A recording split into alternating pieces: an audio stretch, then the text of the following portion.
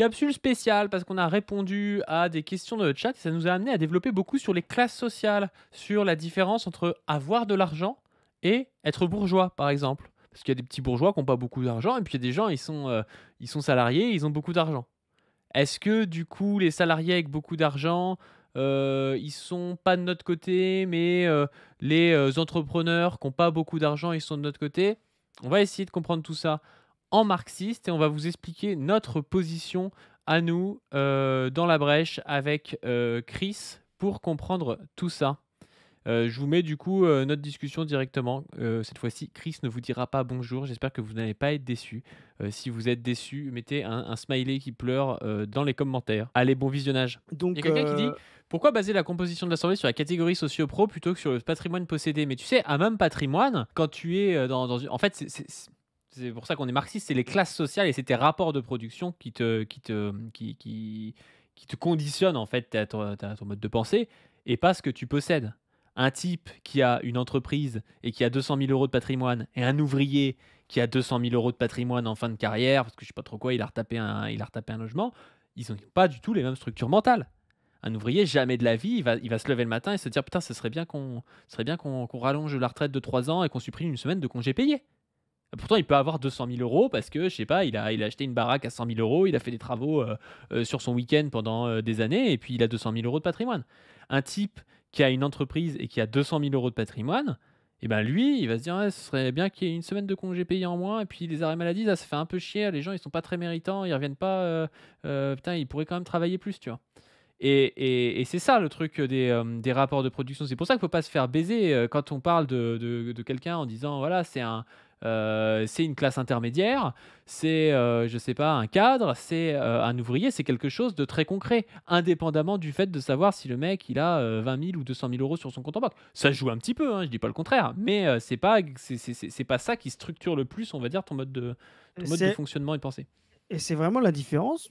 Voilà. J'ai vu tout à l'heure, au tout début, je sais pas si c'est au tout début, quelqu'un qui nous demandait la différence entre le graphique, et ce que fait Bourdieu. Bah, il vient de vous le dire, Padu. On considère, nous, que les gens ont les idéologies de leur rapport de production. Non pas de leur cumul de capitaux, mais de la manière dont ils le cumulent. Bourdieu classe les gens dans son graphique, qui est beaucoup moins sérieux que le nôtre, parce qu'il n'y a aucune data derrière, hein, je le Ah rappelle. là là là là! Chris Bah, classe Bourdieu. Il a dit: il y «J'ai un a plus zéro gros graphique que toi, hein». il y a zéro data, hein, derrière le graphique de Ouais, il y a un Bourdieu. concours de tête sur le graphique. Il a dit: «J'ai un meilleur graphique que toi». C'est juste, je fais des croix et puis je mets whisky, pastis, et c'est ça qui est marqué, hein, voilà. Donc, mais oui, oui. Donc, nous, il y a quand même des datas un peu plus sérieuses.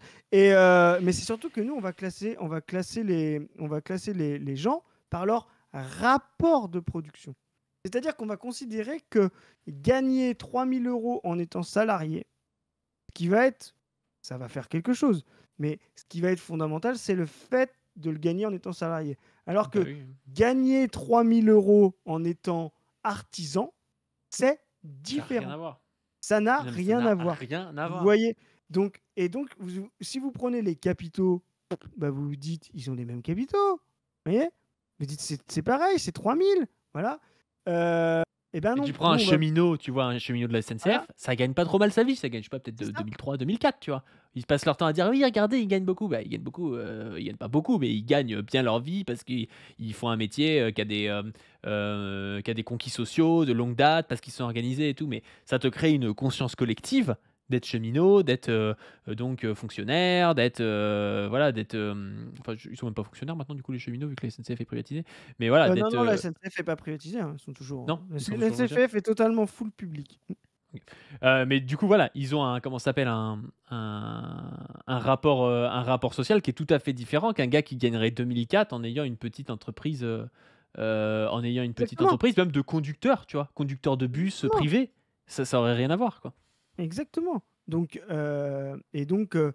nous, en tant que marxistes, on considère que c'est le rapport de production. Ta ta place, tes relations avec les autres producteurs qui fait tes structures mentales et ta vision du monde. Et Juste, ça non dit que la pas, SNCF, c'est mixte, qu'il y a une partie de privé, une partie de publique. ouais, à voir, mais je pense le train, bon, peu importe. Mais On s'en fout, on s'en ouais, c'est peut-être Géodis, quoi. Parce que bon, La Géodis, SNCF est une société privée à capitaux publics, ils disent. oui, c'est une société privée, ça c'est sûr, mais à capitaux publics, ça veut dire qu'elle est. Ouais. Donc, bon, peu importe. Mais. Et donc, tu m'as perdu là. Oui, je disais, voilà, c'est ton rapport à la société, ton rapport aux autres producteurs, et non pas les capitaux que tu as amassés avec. Ça, pour nous, c'est secondaire.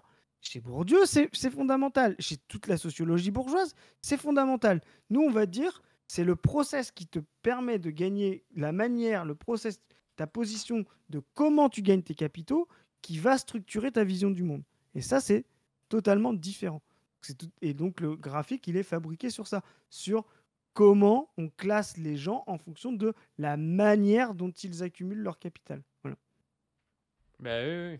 Non, mais c'est sûr, mais ça, c'est vraiment un truc qu'il faut comprendre, hein, parce que sinon, on comprend pas pourquoi est-ce qu'on critique les artisans, par exemple. Les Ah, artisans, pour certains, ils travaillent plus qu'un type en usine, tu vois. Il y a plein d'artisans qui vont faire du 45 heures semaine. Ça n'empêche pas que 60. ça reste des petits bourgeois qui ont des visions du monde réactionnaires à cause de leur rapport de production.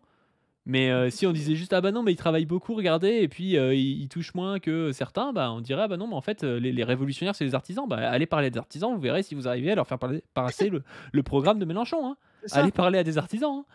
Bah, vous prenez un artisan qui fait 1500 balles. Le SMIC, ça doit être quoi? 1400 net maintenant. Prenez un artisan qui fait 1400 net. Vous prenez, donc c'est un SMIC. Voilà. Bah, son rapport à l'impôt, à la redistribution, son rapport à la hausse du SMIC, son rapport à l'impôt sur l'héritage sera totalement différent. Oui, puis il Alors fait que le c'est des gens qui validiste, auront, tu vois? voilà, Enfin, ce sera les gens qui auront le même niveau de vie. Le même niveau de vie. 1400 balles par mois. Mais ce qui fait d'eux une classe différente, c'est ils n'obtiennent pas ces 1400 balles de manière totalement opposée. Voilà. Donc c'est un rapport de production. Voilà. Donc, et c'est pour ça que les artisans votent à droite. Voilà. Alors il y a des gens qui vont dire, mais comme d'autres streamers, je vais arrêter de les citer, mais ah mais non, c'est parce qu'ils se font avoir. Non, c'est pas parce qu'ils se font avoir. Quand vous exploitez votre propre capital, c'est pas la même chose que d'exploiter par le capital de quelqu'un d'autre. Quand vous êtes artisan, vous avez vous-même votre capital. Vous voyez, demain vous montez votre boîte de mécanique ou je sais pas quoi, de plomberie. Vous voyez, c'est votre capital. Un truc qu'il faut vous comprendre êtes votre aussi, hein. propre bourgeois. Vous êtes votre propre bourgeois et vous fabriquez de la plus-value, hein. Je vous rappelle, vous fabriquez de la plus-value. Si vous êtes un très bon plombier, vous montez une boîte, vous commencez à faire du chiffre d'affaires, voilà. Déjà, vous augmentez votre revenu automatiquement. C'est quand même différent d'un salarié. Un salarié, demain, il est toujours tributaire de sa bourgeoisie pour pouvoir augmenter son salaire, même s'il augmente ses rendements. Ce qui n'est pas le cas pour un artisan, hein. Si demain, il n'y a pas d'automaticité pour les salariés, si la boîte, elle augmente son chiffre d'affaires ou ses ventes, d'avoir une augmentation de salaire. Pour l'artisan, c'est automatique. Vous voyez, et c'est même pour ça qu'il travaille et qu'il fait 60 heures. Donc, et puis demain, qu'est-ce qui se passe à un artisan s'il a fait un bon boulot? Il peut vendre son entreprise. Donc, il détient un capital et faire de la plus-value, comme quand vous achetez une maison et que vous la revendez plus cher, ben, vous faites de la plus-value. Et ben, un entrepreneur, même s'il a gagné 1400 balles, si son entreprise se vaut bien, il peut faire de la plus-value. Donc, artisan, entrepreneur, ce sont deux classes sociales du salariat. Peu importe combien ils gagnent par mois. Et c'est ça qui structure leur mentalité. Il y a quelqu'un qui dit: «Donc moi qui travaille pour mon père qui est patron de bar et qui vote Mélenchon, je vote contre mes intérêts». Bah non, parce que toi tu travailles pour ton père. Si tu Mm. es, après ça dépend, si toi tu te vois dans l'héritage de ton père machin, peut-être que toi tu te vois déjà comme bourgeois, propriétaire de l'entreprise. Mais si ton père te traite comme tous ses salariés, toi tu n'es pas, tu aucun rapport bourgeois à tout ça, tu vois? Mm. Mais c'est vrai que ton père, Arrêtez. demande-lui, demande à ton père, «Est-ce que demain on peut passer le SMIC à 2 000 €?» Tu vas voir, ça va être, il va y avoir des discussions qui Ouais, vont être intéressantes à ton père. Ils vont dire: «Oui, mais c'est pas possible parce que sinon» c'est pas possible pourquoi? Parce que ça va lui faire baisser son revenu à lui. mais Tu vois? bien sûr. C'est ça qui va se passer. Mais bien sûr. Et surtout, j'ai envie de dire, mais moi, ne prenez jamais ne partez, ne faites comme Marx. Partez de l'abstrait au concret. C'est ça qui explique les choses. Partir de vous-même, c'est une erreur. C'est une erreur. Vous voyez? Parce que ce qui fait que vous votez pour un tel ou un tel, c'est 50 000 trucs. Et des fois, Mmh. moi, je connais pas votre biographie. La classe est une dynamique de masse. Mais peut-être que vous avez une biographie particulière, un rapport à à votre père, à votre famille qui fait que, bon, j'en sais rien, heu tel événement de votre vie, tel rapport à ça prend le pas sur la classe. Très bien. Sauf que, en fait, vous allez voir que vous êtes une erreur statistique. Vous êtes une erreur statistique. C'est à la fin, les prolétaires votent pour des gens qui parlent d'intérêt prolétaire. D'une certaine manière, en étant raciste, ça existe, en étant égalitaire, ça existe, mais qui répondent à leurs problèmes. Les artisans votent pour des gens qui répondent à leurs problèmes, il y a trop d'impôts, etc. Donc ne partez jamais de vous-même pour essayer de comprendre le monde. C'est extrêmement, c'est le pire truc à faire. Il faut toujours partir de l'abstrait, d'un modèle, et ça se construit, et ensuite vous le testez. Et c'est ce qu'on fait avec le graphique, et c'est ce que fait Marx, etc. Il y a quelqu'un qui pose la question des auto-entrepreneurs. Les auto-entrepreneurs, je sais que c'est un truc que tu as pas mal utilisé. C'est un peu compliqué parce que ça dépend des auto-entrepreneurs. Tu par exemple les livreurs, et les chauffeurs Uber, Ils sont même pas sont auto-entrepreneurs. du salariat un peu, Archaïque. oui, sont du salariat caché et en fait, tu as des auto-entrepreneurs qui sont vraiment auto-entrepreneurs, en fait, qui ont une entreprise où ils sont tout seuls, on va dire et puis il y en a d'autres où c'est une manière de cacher du salariat pour pas payer des cotisations sociales, donc c'est pas exactement la même chose. Mais exactement.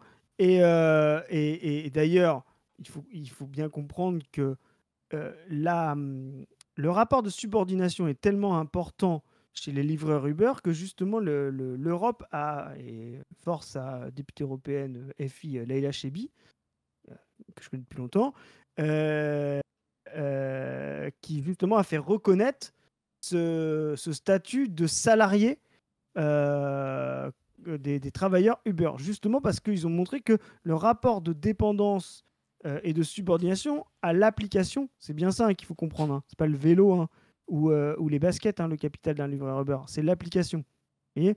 Vous pouvez Et c'est avoir pas le même, et spoiler, c'est pas à lui que ça appartient. c'est ça, vous pouvez avoir le même vélo, hein. Écoutez bien, les mecs qui nous disent ah mais les livreurs Uber ils ont un vélo, c'est ça leur capital. Oui d'accord, alors je vais t'expliquer un truc. Prenez le même vélo, le même téléphone, le même sac réfrigéré, le même kawaii quand il pleut de livreur Uber, et faites-le sans l'appli.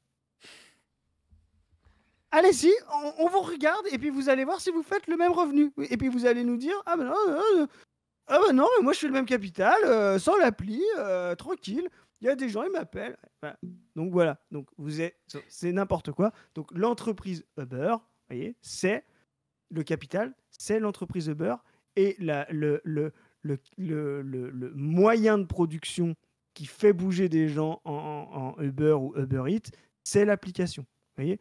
Donc, et ce rapport de subordination, il est archaïque parce que c'est des gens qui sont inférieurs au salariat et qui revient, mais ça c'est tout le travail du néolibéralisme, c'est-à-dire c'est destruction du salariat organisé, syndicalisé, collectivisé, qui était la conquête ouvrière, il revient à ce qu'on appelait du tâcheronnage.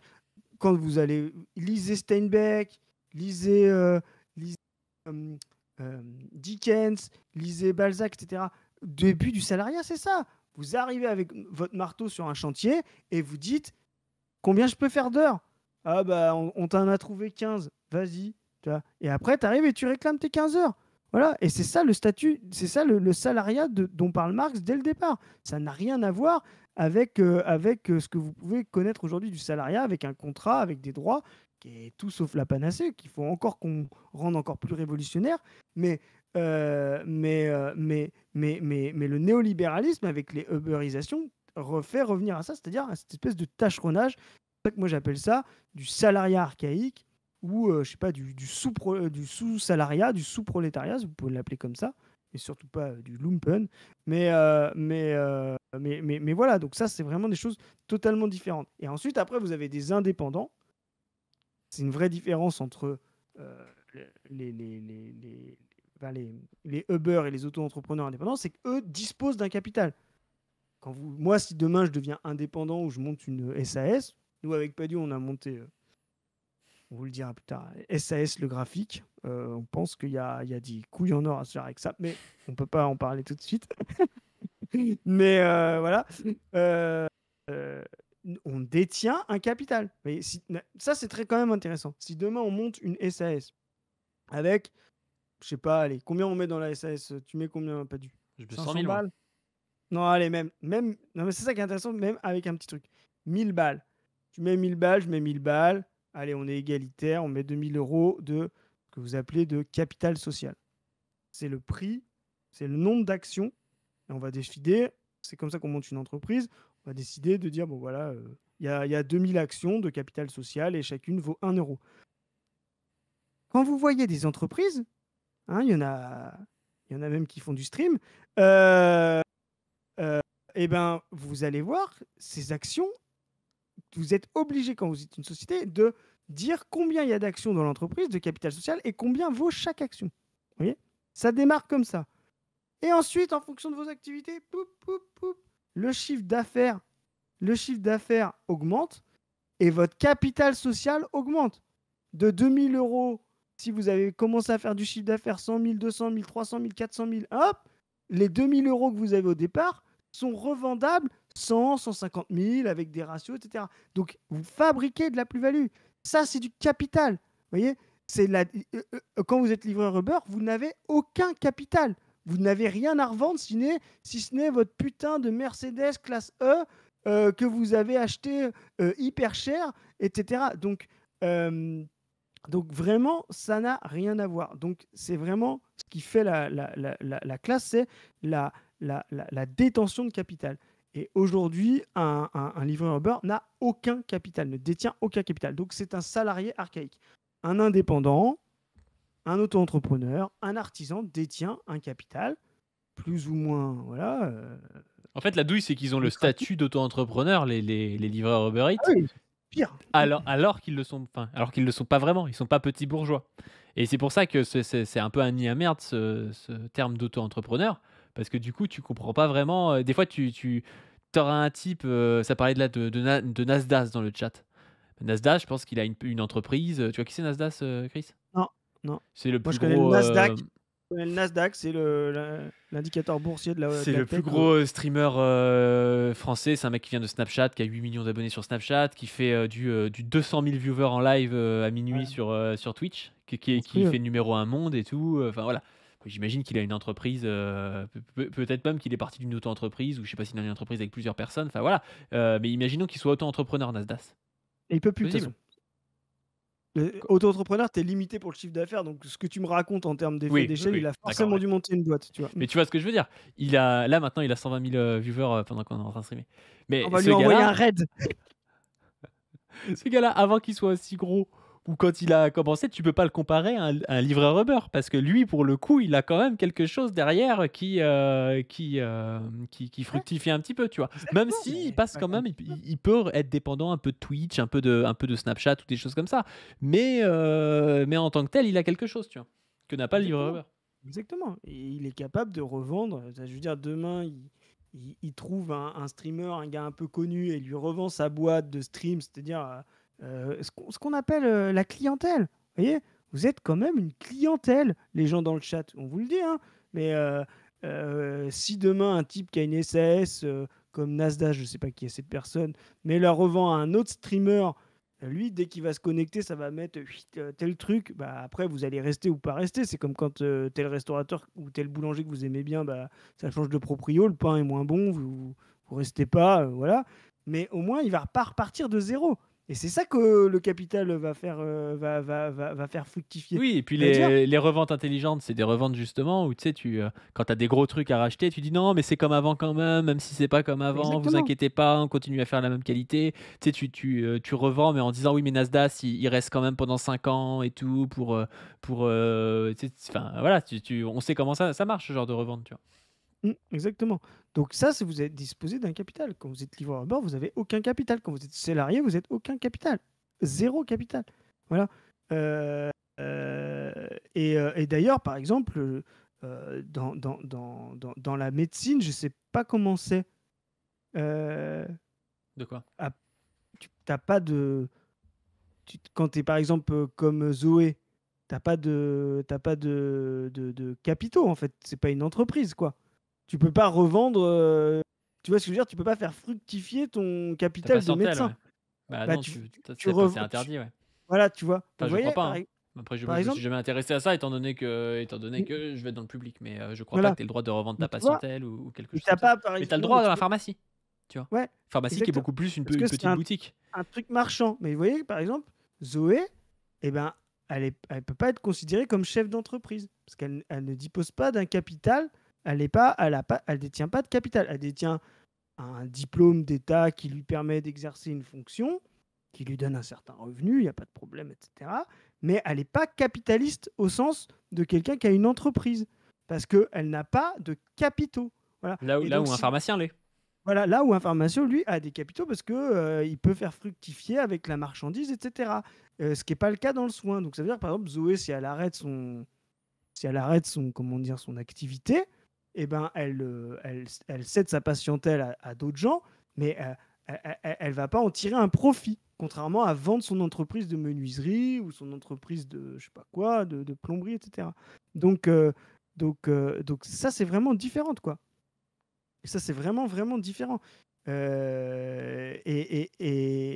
en plus, comme les salaires, les trucs sont réglementés, en fait, c'est pas la même chose que justement des patrons qui exploitent et tirent de la plus-value de la masse de travail. Voilà. Vous C'est pouvez pour pas ça être. d'ailleurs que les médecins avec la sécu, les Mm, médecins, il y a beaucoup de médecins qui sont, un peu libéraux, libertariens, machin et qui disent: «Oui, en fait, nous avoir mis, la sécu qui rembourse nos consultations, ça nous fonctionnalise en quelque sorte parce que notre salaire dépend de l'État et des remboursements», tu vois? Il y a vraiment des gens qui dénoncent ça, tu vois?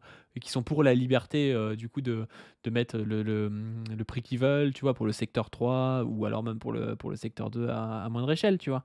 Mais de dire voilà, nous en fait, ils voudraient être bourgeois, tu vois? Ils voudraient être plus bourgeois qu'ils ne le sont, tu vois? En disant: «Bah mais ouais, mais on dépend trop d'un remboursement public», tu vois?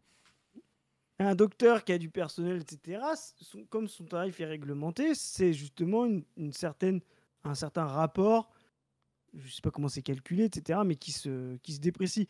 Mais vous pouvez pas imaginer demain être médecin, libéral et vous retrouver à ne jamais, à profiter de gens qui, exercent de la médecine sans pendant que vous êtes simplement en train de rien faire. C'est ça qu'un bourgeois peut se permettre avec son capital, c'est de Tu pouvoir connais pas les déléguer. ophtalmos, toi, hein? Non, mais je sais pas si c'est C'est une possible. question, hein, parce que je suis confraternel, c'est une question. Les ophtalmos, je ne dis pas qu'ils font faire 95 de leurs consultations par des orthoptistes et qu'à la fin ils signent et qu'ils récoltent un Tu chèque. vois? Ce serait vraiment confraternel et donc je ne le dis pas. Tu vois? Mais en tout cas, c'est assez différent. Alors après, effectivement, les médecins ont des très bons salaires qui vont leur permettre, je sais pas, d'investir dans des Airbnb, j'en sais rien. Combien elle en a Zoé de Airbnb? 30, Oh, 30, une 32? cinquantaine, je crois.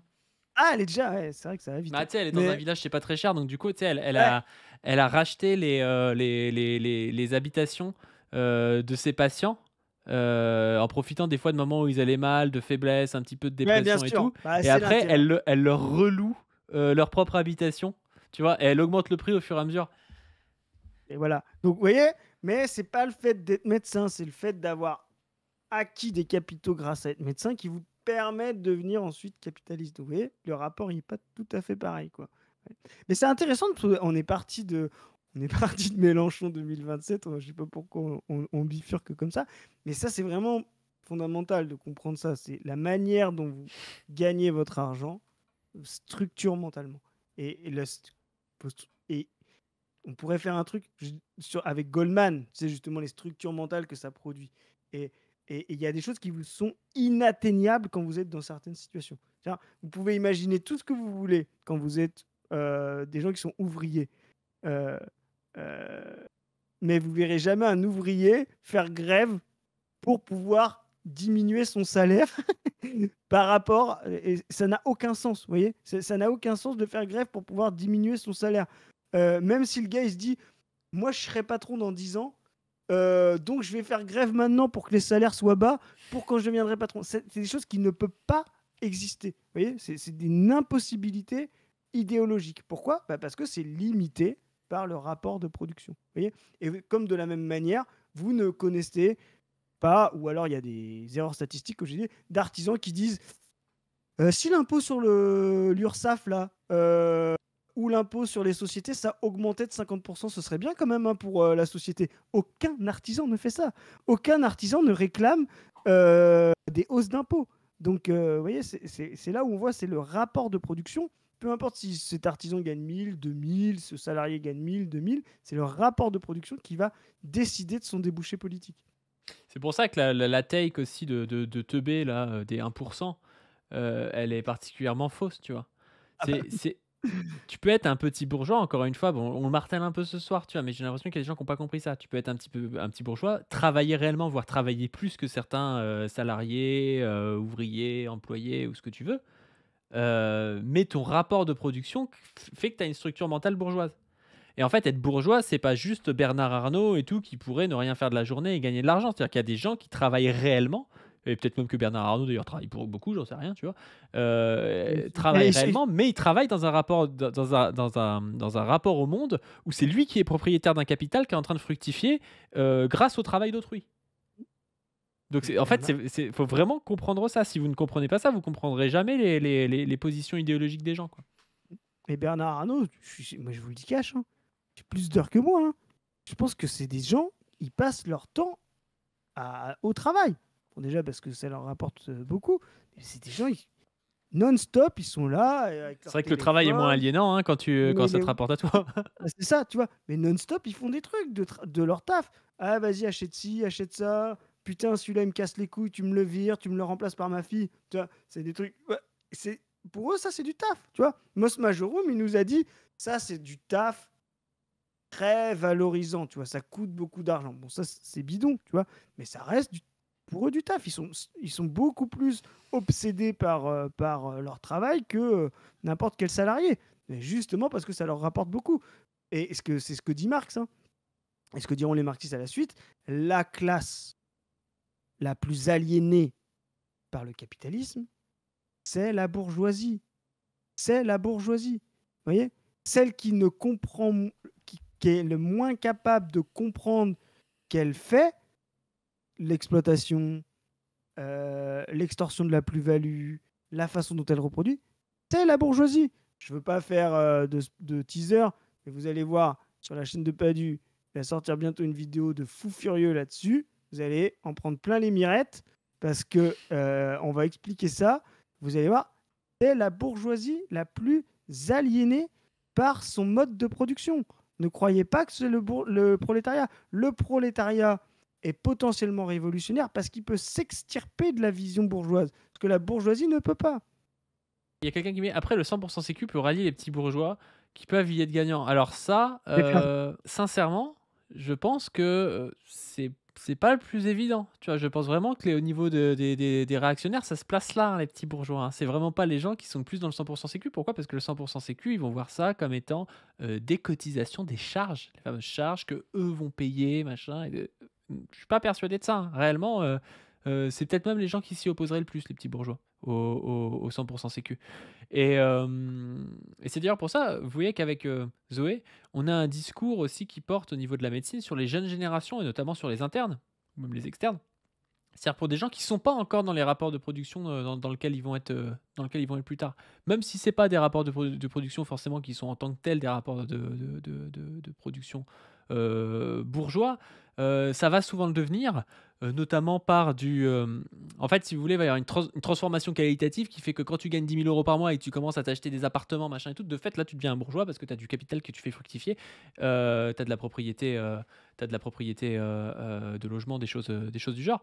Et donc, si vous voulez faire du travail idéologique, c'est beaucoup plus simple de le faire sur des étudiants qui sont en train de gagner, moi je vous l'ai déjà dit, genre mon salaire de base c'est 1800 balles. Début de l'internat, je crois que c'était 1600, après ça augmente à 1800, après ça va finir à 2002, je crois, un truc comme ça, quand je serai ce qu'on appelle docteur junior, qui est la dernière année en fait, où j'aurais passé ma thèse, mais où je pourrais pas encore m'installer quelque part. Voilà. C'est beaucoup plus facile de faire passer des idées progressistes à un type qui gagne 1800 balles et qui bosse à l'hôpital, dans un équivalent de statut de fonctionnaire, on va dire, que à cette même personne, quand elle va gagner 8000 balles par mois et qu'elle va commencer à avoir 2-3 locatifs. Et ben vous ferez pas, ces structures mentales ne seront pas les mêmes et vous ferez pas passer vous ferez pas passer les mêmes idées à ces personnes-là, quoi. Donc c'est pour ça Exactement. aussi que nous, notre discours, il porte aussi vers ces jeunes générations-là, parce que on sait très bien que le gars qui a 60 ans, le vieux chirurgien, on le fera pas changer, quoi. Et c'est pas une Et question vous, d'âge, hein, c'est une question de rapport de production. Si les études duraient jusqu'à 52 ans, ben, à 48 ans, il y aurait peut-être encore moyen de faire switcher les gens, quoi. et c'est ça, et c'est là où tout à l'heure on parlait du rapport de Zoé, c'est là où on voit, vous voyez, cette profession pas tout à fait capitaliste, très réglementée, elle est en passage. Vous voyez, elle peut soit switcher vers effectivement, tu disais tout à l'heure, Padu, le très libéral, des mecs qui voudraient créer des boîtes de médecins, tu vois ce que je veux dire, et sous-traiter, tu vois, à des médecins roumains pour pouvoir devenir des gros bourgeois de la médecine, tu vois, soit vers le fonctionnariat. Vous voyez, il y a des statuts, et ça c'est toute l'histoire de la dialectique. Vous voyez, il y a des classes, il y a des positions qui peuvent être des points de passage. Vous voyez, et donc bah, par exemple, Zoé, mais elle en parlerait beaucoup mieux que moi, hein, elle dit, bah, là, il y a un coup à jouer progressiste à vouloir fonctionnariser la médecine pour la rendre plus efficace, pour la rendre plus exerçable, pour la rendre plus progressiste, pour la rendre plus légitime, voilà, parce qu'il y a des gens qui vont se dire, mais en fait, moi, mon diplôme de médecine, je préfère qu'il me rapporte 5000 balles pour Dis toute ma vie. que 5000 balles. Voilà, que 5000. Qui pense ça? Mais tu vois, 5000 balles pour toute ma vie, plutôt que de me dire je démarre à 5000 et en faisant des dépassements d'honoraires, je vais faire 10K et machin. Tu vois, c'est le confort de pouvoir se projeter dans le fonctionnariat, de la médecine et de se dire je me pose pas la question de combien je gagnerai dans 10 ans, dans 15 ans, ce que je vais investir. Non, je sais ce que je vais gagner et comme ça, c'est de côté et je soigne des gens. Vous voyez? Eh ben, il y a Mais ça. Mm. ouais, bah, c'est vrai qu'il y a Ectodus qui dit: «Mais comment tu vis avec 5000 balles par mois? C'est impossible, en fait». Ça, je pense que c'est vrai, ça. Il faudra qu'on fasse une capsule avec Zoé pour vous expliquer nos astuces, de médecin. Non, mais ce que tu dis, en plus, c'est intéressant parce que justement, quand tu es interne, tu vois? Quand tu es externe, que tu rentres tu rentres dans ces études-là, tu peux encore te projeter presque de manière extérieure à ces futurs statuts. C'est-à-dire que tu es pas encore ce gars qui est, fonctionnaire plus, qui gagne genre 4000 balles, tu vois? Que tu pourrais être, ou ce mec qui fait du secteur 2 et qui a presque un rapport capitaliste pour le coup au truc parce qu'il fait, tu sais, Ouais, il fait fructifier le fait d'avoir un diplôme en pouvant augmenter sa marge selon le travail qu'il fait. Donc il y a quand même un rapport un peu d'auto-exploitation un peu chelou. Et en plus de ça, comme je le disais tout à l'heure, c'est des mecs qui du coup après vont accéder à des propriétés, souvent, à faire du locatif, des trucs comme ça et qui vont devenir de fait des bourgeois. Mais tu es encore extérieur à tout ça. Et donc tu peux faire le choix d'une manière beaucoup plus consciente, si vraiment on t'expose les différentes possibilités, qu'une fois que tu es dedans.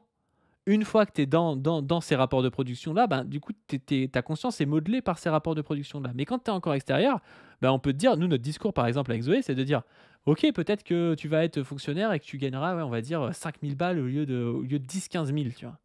mmh, Mais peut-être que tu pourras voir tes enfants grandir, tu vois? Peut-être que tu auras une ouais, qualité de vie parce que tu auras peut-être des vrais horaires, parce que, tu feras aussi tu seras pas, dans une espèce de cynisme dégueulasse où tu t'en fous de la vie des gens, mais tu pourras faire du bon travail. Parce que moi, tu vois, quand je vois quand je vois des gens à l'hôpital, bon, surtout en psy, c'est long, tu vois? Mais ça m'arrive de voir des patients pendant 1 heure et demie, 2 heures, tu vois?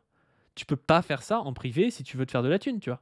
Ça n'a aucun sens de faire ça parce que ouais, sinon, en fait, tu fais, 4 consultations dans la journée et tu te fais pas de thune, tu vois? Et donc du coup, mais ben, quand tu es encore interne ou externe, on peut te faire miroiter ces choix. Et donc du coup, tu peux faire ton choix de manière consciente et commencer à avoir une position politique et idéologique claire. Et là, je ouais, vois dans le chat quelqu'un qui dit: «Moi, je suis à 10K par mois et mes idées n'ont pas changé». Justement, quand tu as une position politique claire au début, bon, déjà, tu peux ne pas te mettre dans une situation d'être médecin en secteur 2 ou devenir bourgeois ou je sais pas trop quoi, tu vois? Donc déjà, tu peux ne pas te mettre dans certaines situations et tu te laisses moins embarquer quand même quand tu as déjà fait cette conscientisation à l'avance que quand tu te conscientises juste par tes rapports de production à l'instant T, quoi. Même si évidemment, elles vont jouer sur toi. oui. Et en plus, il faut comprendre, ce qu'on disait, qu'on parlait d'aliénation, fétichisme de la marchandise, on va peut-être pas se lancer là-dedans à cette heure-là, mais d'aliénation de la bourgeoisie par son propre mode de production. Il faut bien comprendre que si demain on vous dit vous allez avoir 5000 toute votre vie, avec l'inflation, admettons, voilà, bon, ce sera ni plus ni moins. Vous comprenez que votre esprit, il est accaparé, il va se poser sur autre chose. Si demain vous commencez à rentrer dans un truc, ah mais là, j'ai fait 5K en faisant 40 heures, pas dû. Si j'en fais 15 de plus, je peux faire 6K et je peux faire ça. Et puis après, si j'en fais encore 20 et qu'il y a des dépassements d'horaire, je peux en faire 8K. Et après, je peux faire 10. Après, je peux faire 15. Et après... Et vous voyez, vous comprenez ce que c'est l'aliénation. Vous rentrez dans un processus d'accumulation du capital et de l'obsession de gagner plus. Et ça, je suis sûr que vous avez vu des gens autour de vous faire ça. Ah, j'ai un locatif. Ah putain, avec l'argent que je dégage pour ce locatif, je vais en faire un autre. Et puis, je vais en faire un troisième. Et c'est infini. Et cette logique d'accumulation du capital, elle vous attrape comme le casino. Vous voyez, et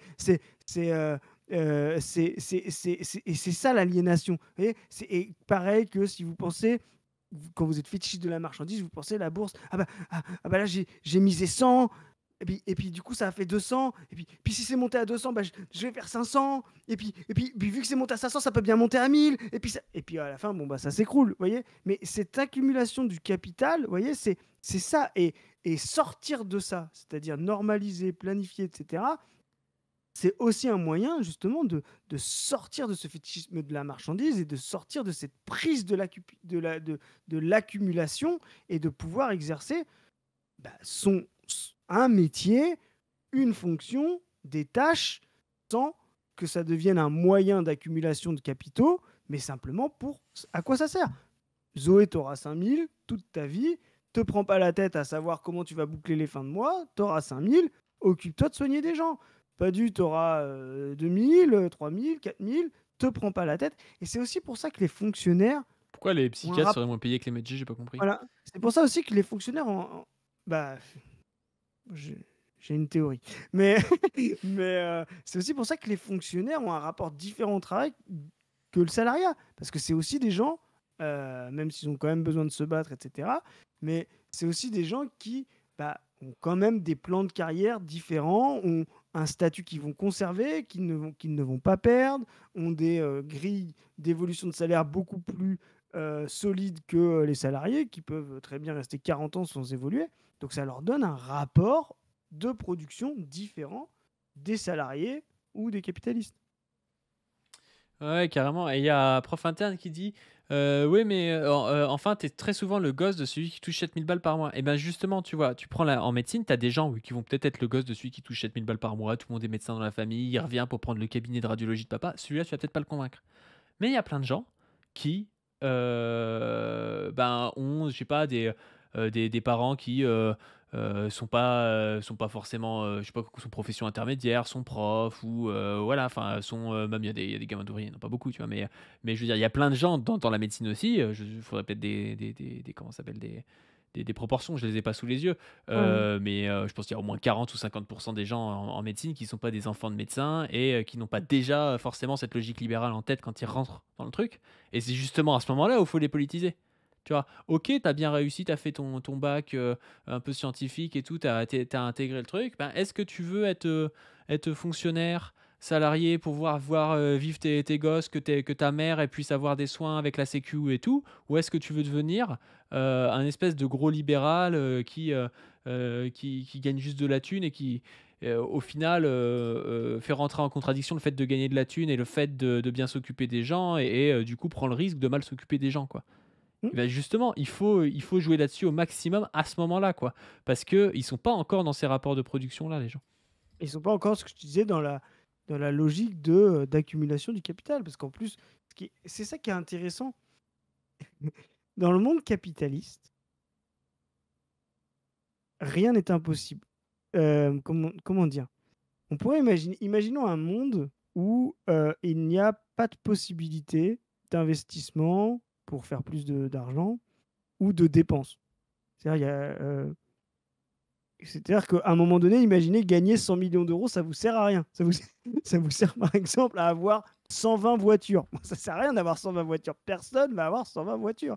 Euh, dans notre monde capitaliste, l'argent est toujours capable de s'investir, que ce soit en dépenses. Il y a toujours un marché pour les très riches. Vous êtes footballeur, vous pouvez vous acheter, je sais pas quoi, des voitures en or, euh, des fringues à 1 million d'euros, des montres, tu sais, les montres là, à la mode, là, je sais plus, là, celle de Nadal là, qui fait 15 grammes. Là, dans le chat, vous allez trouver la marque. Là. Mais euh, tu vois, des Des yachts. yachts, des machins, ouais, des yachts, des bagnoles. Bon, voilà.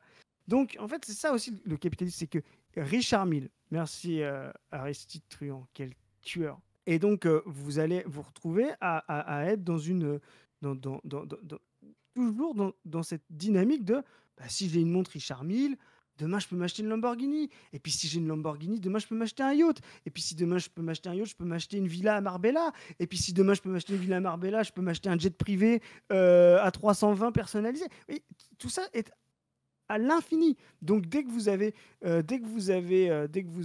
vous rentrez dans cette dynamique-là, comme tu disais, bah voilà, vous êtes obsédé par ça. Et effectivement, les voies de passage, sortie des études, dans certains secteurs, etc., bah vous n'êtes pas encore là-dedans, ce que tu disais, dans ces rapports-là, dans cette fétichisation-là, dans cette aliénation-là. Et donc, bah, vous avez encore une possibilité progressiste. Vous ne pouvez pas faire devenir progressiste Bernard Arnault. Lui, il est mort pour la classe ouvrière. Vous voyez ce que je veux dire? Il est rentré dedans depuis trop longtemps. Et toute sa vie, toutes ses structures mentales sont ça.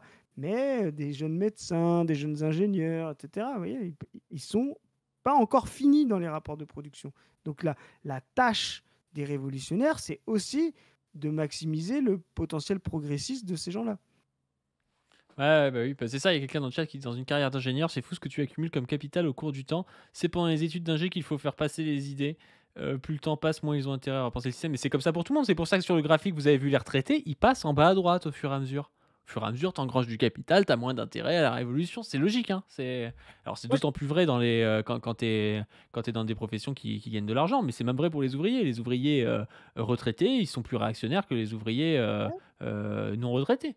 Qu'ils ont C'est un évident. capital à défendre parce qu'ils ont un rapport, la retraite est une rente pour eux.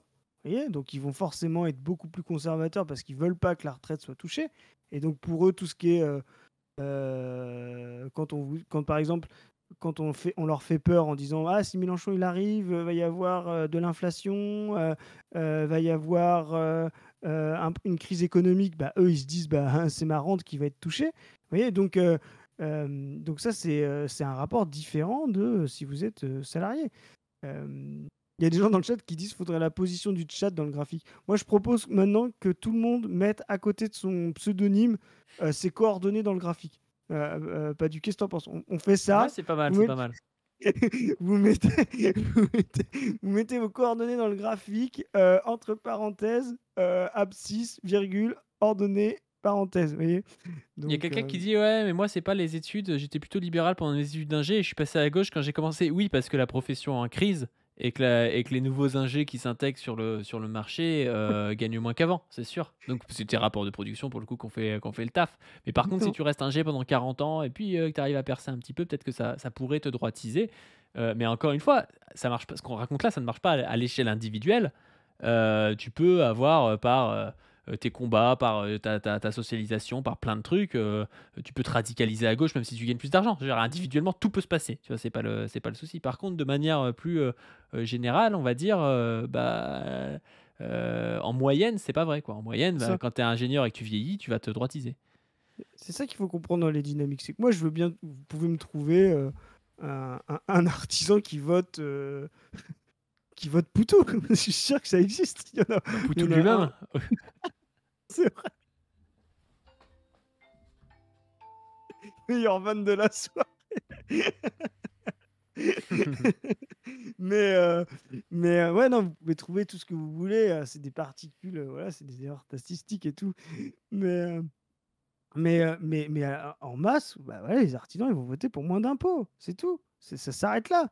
Et vous pouvez faire tout ce que vous voulez. Tant que le mode de production sera celui-là, les artisans voteront pour moins d'impôts. Donc, soit vous vous dites, ben, je peux convaincre tous les artisans de voter Poutou. Vous êtes bad mulch. Et bon courage. Soit vous vous dites, bah, c'est qu'il y a une raison matérielle à ça et que c'est là-dessus qu'il faut agir, quoi.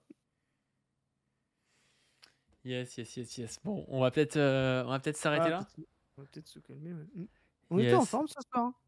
Ouais, ouais, c'était cool, c'était cool. Bon, sur ce, n'hésitez pas à donner sur le Tipeee pour faire tourner la brèche. Surtout si vous gagnez 5000 balles. Si vous Ouais, gagnez surtout, 5000 ouais. balles par mois, donnez pour vous racheter. Rachetez-vous, expiez vos péchés, donnez sur le Tipeee pour financer le montage et le graphisme. Je rappelle qu'on ne touche rien là-dessus parce qu'on gagne notre vie avec notre travail à côté. Je rappelle que je suis le plus à gauche sur le graphique des trois compères. Donc Ouais, respectez-moi un petit peu, hein, voilà. tout Je à suis le fait. plus à gauche sur le graphique. Bon, je sais pas si ça va durer, mais pour l'instant. Moi, je suis N'hésitez le pas plus en aussi. bas. Je suis pas le Toi, plus à gauche, mais je suis le plus t'es en le bas. plus en bas, ouais. T'es le plus en bas, ouais. Et c'est possible que je sois bientôt le plus en haut, moi. Mmh, tout à fait. N'hésitez pas aussi à vous abonner à ma chaîne Padu, ma chaîne personnelle sur laquelle sort régulièrement des vidéos maintenant, à la chaîne de Docteur Zoé, qui est la plus à droite sur le graphique, j'imagine. Voilà. Ah ouais. Donc, Ah! Docteur-du-bas, Zoé-tu-bas, Non, YT. non, je pense qu'il y a lutte entre Zoé et moi. Oh là là là là, cet enfant d'ouvrier, jadis ouvrier, qui a trahi le prolétariat par la mutation interne en entreprise. Ça se peut, ouais. Mmh. N'hésitez pas aussi à aller voir sur sur j'allais dire sur nos Tipeee, non, sur nos Twitter, nos Blue Sky, la position revue, sur le site internet. Allez voir la chronique de l'exploitation, la dernière qui est sortie, elle est super bien. Ouais. Ouais. C'est une ingénieure justement qui raconte comment elle a fait un espèce de burn-out hein, assez violent suite à la pressurisation comme ça au travail. Et n'hésitez pas aussi à me suivre sur Insta. Et sur ce, on vous dit à plus.